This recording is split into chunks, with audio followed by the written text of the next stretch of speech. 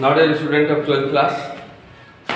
हम लोग रिलेशन और फंक्शन में फर्स्ट टॉपिक रिलेशन का अध्ययन कर रहे हैं।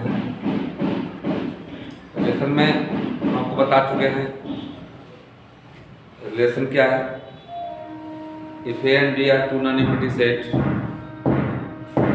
then every subset of A cross B is called relation from A to B। मतलब हमने बता दिया है आपको कि R सबसेट होता है किसका, A क्रॉस B का। इसके बाद इसके डोमेन के बारे में हमने बताया आपको। किसी भी रिलेशन में जो एलिमेंट होते हैं उसके फर्स्ट कोऑर्डिनेट को हम लोग डोमेन बोलते हैं और सेकंड को क्या बोलते हैं, तो रेंज बोलते हैं। बता चुके। इसके बाद हमने बताया टाइप्स ऑफ रिलेशन। इसमें पहला मैं बताया, क्या बताया, रिफ्लेक्सिव। रिफ्लेक्सिव में मैंने बताया कि जो अपने आप के साथ रिलेशन होता है, ए का ए के साथ, बी का बी के साथ, सी का सी के साथ, तो वैसे रिलेशन को हम लोग क्या बोलते हैं, बोलो रिफ्लेक्सिव बोलते हैं। ओके, यानी एक इसमें लिखे हुए रिफ्लेक्सिव में A belongs to R, then R is called reflexive relation. उसके बाद मैंने आपको सिमेट्री के बारे में बताया। तो सिमेट्री के बारे में मैं बताया, सिमेट्रिक रिलेशन किसे कहते हैं कि यदि मेरा आपसे हो तो आपका भी मुझसे हो। तो हम यदि आपको चाहते हो तो आप भी हमको चाहते हो। यदि हम आपके मतलब क्या बोले, दोस्त हैं तो आप भी मेरे दोस्त हो। दोस्ती का रिश्ता जो होता है क्या होता है, तो सिमेट्रिक होता है। लेकिन चाचा भतीजा का रिश्ता सिमेट्रिक नहीं होता। हम आपके चाचा हैं तो आप मेरे चाचा थोड़े होंगे, नहीं होंगे। लेकिन अगर हम आपके चाचा हैं और आप भी मेरे चाचा हो जाए तो वो सिमेट्रिक होगा।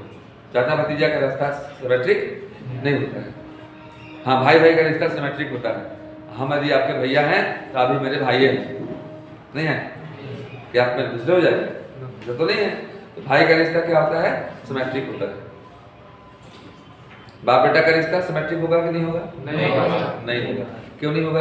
क्योंकि मान लीजिए अगर ये जो है चंडू जो है, ये मोहन का यदि बाप है तो मोहन थोड़े चंडू का बाप हो जाएगा, ऐसा तो नहीं है। तो वो सिमेट्रिक नहीं होगा। अब उसी रिलेशन को हम लोगों को अप्लाई करना है। जो हम लोग पढ़े हैं उसको प्रॉब्लम में कैसे अप्लाई करेंगे, बात समझ आ रही है?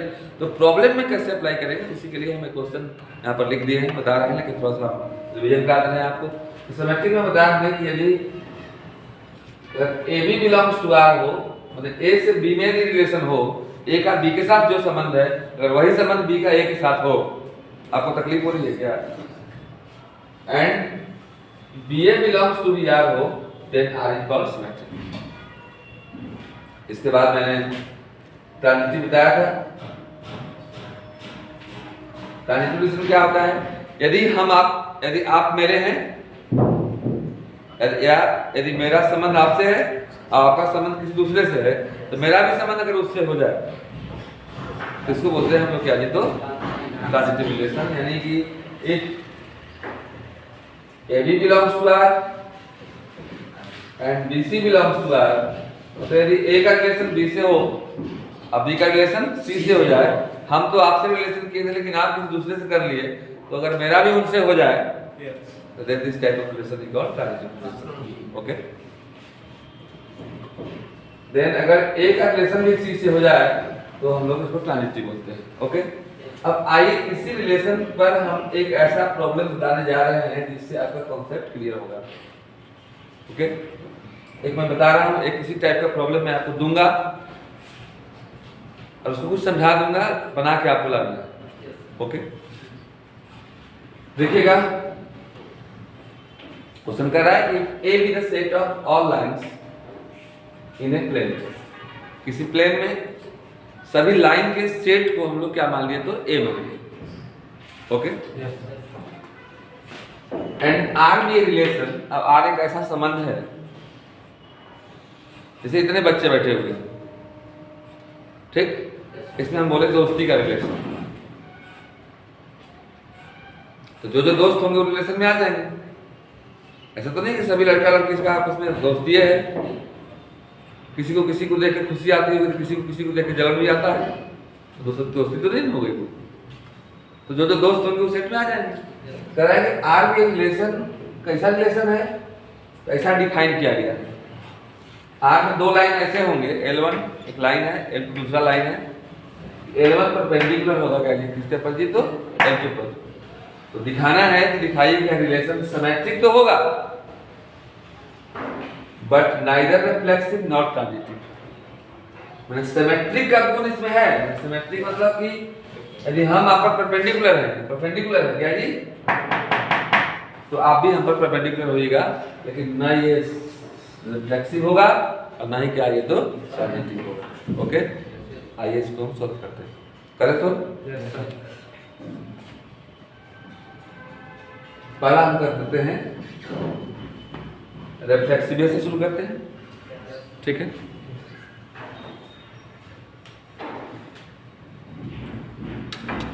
रिफ्लेक्सिविटी जांच करते हैं। रिफ्लेक्सिविटी में लिख क्या चाहिए कि अपने आप के साथ संबंध हो। कौन संबंध हो? परपेंडिकुलर का। परपेंडिकुलर है, ये बताइए आप कि कोई भी रेखा अपने आप के परपेंडिकुलर हो सकता है? कोई भी लाइन अपने आप के परपेंडिकुलर नहीं होगा, अपने आप के पैरेलल हो सकता है। कोई भी लाइन अपने आप पर लंब नहीं हो सकता है, हाँ अपने आप के पैरेलल हो सकता है। तो यह लिखना पड़ेगा L1 ही मान लेते हैं जी, तो L1 ऐसा बिलोंग्स टू, अगर R हो इज इम्पॉसिबल, या क्या है तो बिकॉज लिखना पड़ेगा आपको कोई भी line, any line is not perpendicular itself from geometry, रेखागणित से कोई भी लाइन अपने आप पर परपेंडिकुलर कदापि नहीं हो सकता है। सो R is not reflexive. R reflexive नहीं है, जो हम लोग कहा भी था, लेकिन ये कहा है कि हाँ सिमेट्रिक है but neither reflexive not transitive. Okay, अब देखते हैं हम लोग कि भाई कैसे सिमेट्रिक हो जाएगा। एकदम हो जाएगा, आप देख लीजिए। सेकेंड हम जब सिमेट्रिक के लिए प्रूव करेंगे,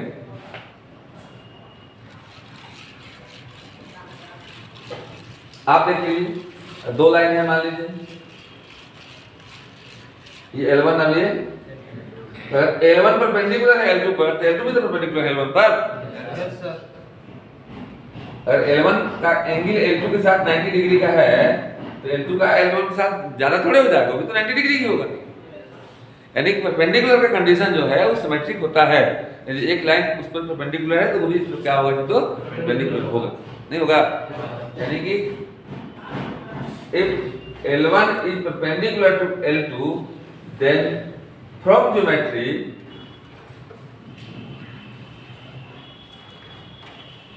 टेंथ क्लास का ज्योमेट्री क्लियर है ना, रेखागणित। हालांकि रेखागणित से बहुत बच्चों को डर लगता है एक बार, लेकिन अब जाकर के आप ज्योमेट्री का रिवीजन कर लीजिए शुरू से। बात समझ आ रही है? समय 1 घंटा निकालना चाहिए आपको पीछे का रिवीजन करने के लिए, 7, 8, 9, 10। वैसे तो आपको 1 घंटा रखना चाहिए जो 7, 8, 9, 10 के बच्चों को पढ़ाएं, ताकि उससे कुछ मुद्रा की भी प्राप्ति हो और कुछ नॉलेज की भी प्राप्ति हो। बात समझ आ रही है? क्योंकि पढ़ाने के लिए आप उसको अच्छे से पढ़ेंगे, अच्छे से पढ़ेंगे तो ज्ञान आपका बढ़ेगा। Then from geometry L2 is perpendicular to L1 और L1 perpendicular to L2, L1 perpendicular to L2 क्या बोलते हैं? L1 L2 नहीं बोलते हैं। यानी कि दैट इंप्लाइज हम कह सकते हैं अगर L1 कॉमा है, L1 L2 बिलोंग्स टू यदि R हो, then L2 L1 belongs to भी क्या होगा, तो R होगा। इसलिए R इज क्या होगा, तो सिमेट्रिक होगा। थर्ड की जहां तक बात है ट्रांजिटिव की,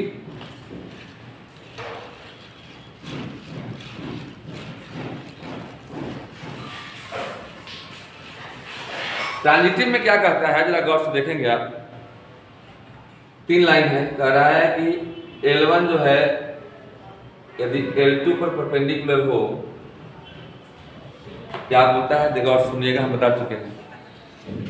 मेरा संबंध यदि आपसे हो और आप वही संबंध जो मेरा संबंध आपसे है, दोस्ती का है तो दोस्ती का होना चाहिए। दोस्ती का संबंध ट्रांजिटिव हो सकता है, लेकिन दुश्मनी का संबंध ट्रांजिटिव नहीं हो सकता है। देखिएगा कैसे। जैसे यदि हमारा दोस्ती आपसे है और आपका दोस्ती उनसे है, तो मेरा दोस्ती उनसे हो सकता है, नहीं हो सकता है। लेकिन यदि मेरा दुश्मनी है आपसे और आपका दुश्मनी है उनसे, तो मेरे क्या कौन हो जाएंगे? वो दोस्त हो जाएंगे, नहीं हो जाएंगे? हमारा भी लड़ाई आपसे है और उनका भी लड़ाई आपसे है, तो हम लोग दोनों तो ऑटोमेटिक दोस्त हो गए ना जी। दुश्मनी का रिलेशन ट्रांजिटिव नहीं हो सकता है, लेकिन दोस्ती का रिलेशन ट्रांजिटिव हो सकता है। बहुत कॉन्सेप्चुअल है रिलेशन जो आपका है, ये रिलेशन बहुत कॉन्सेप्चुअल है। और इसको यदि प्रैक्टिकल लाइफ में आप इस्तेमाल करेंगे, किसी भी चीज को अपने प्रैक्टिकल लाइफ में जब तक नहीं उतार रहे तब तक आपको समझ में नहीं आएगा। जैसे dy/dx पढ़े ना आप 12th में, dy/dx का प्रैक्टिकल इस्तेमाल देख लिए। रेट मेजर में किस रेट से वो घट रहा है, किस रेट से बढ़ रहा है, उसका मैक्सिमम में हम इस्तेमाल किए, उसका इंक्रीजिंग डिक्रीजिंग में इस्तेमाल किए, नहीं किए क्या? उसी का इस्तेमाल टेंजेंट नॉर्मल में भी किए हम लोग। किसी भी अगर टेंजेंट का स्लोप निकालना था तो क्या निकाल देते हैं हम लोग? dy/dx निकाल सकते हैं। तो ये हुआ प्रैक्टिकल, तो रिलेशन का प्रैक्टिकल देखिएगा। अब जनरल देखिएगा, L1 परपेंडिकुलर है किस पर जी? कह रहा है कि L2 परपेंडिकुलर है मान लीजिए L3 पर, तो क्या L1 L3 पर परपेंडिकुलर होगा? ऑटोमेटिक पैरेलल हो जाएगा।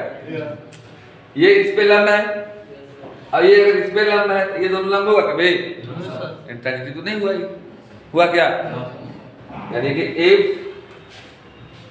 L1 परपेंडिकुलर है L2 पर एंड L2 परपेंडिकुलर हो जाए L3 पर, देन L1 परपेंडिकुलर नहीं होगा, होगा L1 is not perpendicular to किस पर? L3, जबकि L1 पैरेलल हो जाएगा किसके जी? तो L3 के। यानी कि आप देख सकते हैं L1 L2 belongs to R है, L2 L3 बिलोंग्स टू भी R है, बट L1 नहीं है रिलेशन किसमें? L3 में। कौन रिलेशन? परपेंडिकुलर का रिलेशन। इसलिए R is not transitive. Question proof हुआ कि नहीं हुआ? कहा था कि सिमेट्रिक तो होगा, जो सिमेट्रिक हमारा हुआ, लेकिन नॉट रिफ्लेक्सिव होगा और नहीं क्या होगा? ये तो ट्रांजिटिव होगा। इस क्वेश्चन को नोट करें, आफ्टर दैट हम एक और क्वेश्चन देंगे जिससे और ये क्लियर हो जाएगा।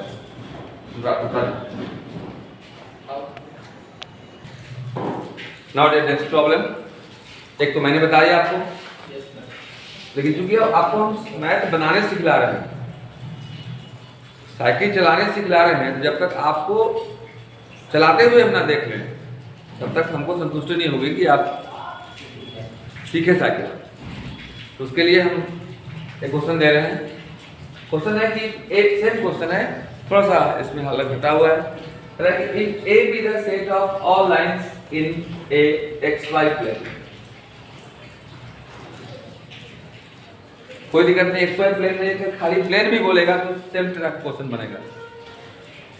इन xy plane and R with relation in A में ही रिलेशन, मैंने एक क्रॉस A to B नहीं है, एक ही है A, defined by R equal to L1 L2 L such that L1 is parallel to L2।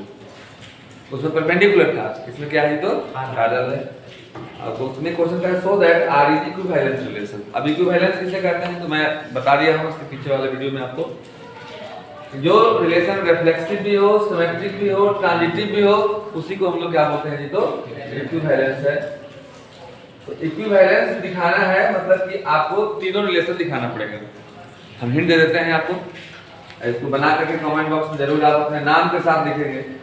जैसे मान लो किसी का मोहन नाम है, मोहन यस, या कुछ लिख देना, 2 लाइन लिखते तो आपको आता होगा, I am this from batch this and I solve this problem. Okay, अब देखना, मान लीजिए ये एक्स एक्सिस है, ये क्या है? ये वाई एक्सिस है। पहला है रिफ्लेक्सिव के लिए। तो रिफ्लेक्सिव के लिए आप जानते हैं कोई भी लाइन ले लीजिए आप, वो अपने आप के पैरेलल होता है, नहीं होता है? अपने आप के परपेंडिकुलर नहीं हो सकता है, लेकिन अपने आप के पैरेलल होता है। तो पहला रिफ्लेक्सिव तो हो गया, L is parallel to L, L1 is parallel to L1, कोई भी नाम दे दीजिएगा, मान लीजिए इसको L1 दे देते हैं। दो लाइन लेते हैं L1 L2। सिमेट्री के लिए अगर A B के साथ रिलेशन है तो B का भी A से होना चाहिए। ऑटोमेटिक है, अगर L1 L2 के पैरेलल है तो L2 भी L1 के पैरेलल होगा। सिमेट्रिक भी हो गया। तीसरा कह रहा है ट्रांजिटिव में क्या है, कि यदि हम आपके हैं और आप उनके हो गए तो हम भी उनके हो जाएंगे। यदि L1 L2 के पैरेलल है, L2 जो है तो L3 के पैरेलल है, ऑटोमेटिक L1 L3 के पैरेलल हो जाएगा। ट्रांजिटिव भी हो गया, और जिसमें तीनों रिलेशन हो वो क्या होता है, तो इक्विवेलेंस रिलेशन होता है। तो ये रहा आज कुछ कॉन्सेप्ट मैंने दिया आपको, रिलेशन के बारे में मैंने बताया, डोमेन किसे कहते हैं वो भी मैंने बता दिया। First element, first coordinate of R is called domain and second is called range. सारा चीज मैंने बता दिया है। अच्छा लगा होगा इस वीडियो को लाइक कीजिएगा, नहीं तो डिसलाइक कर दीजिएगा। ओके, हमको लाइक नहीं करना है, वीडियो को लाइक करना है, हमको देखने में सुधारना है। ओके, नेक्स्ट बाय, फिर मिलेंगे हम लोग नेक्स्ट क्वेश्चन में नए कॉन्सेप्ट के साथ। Next bye.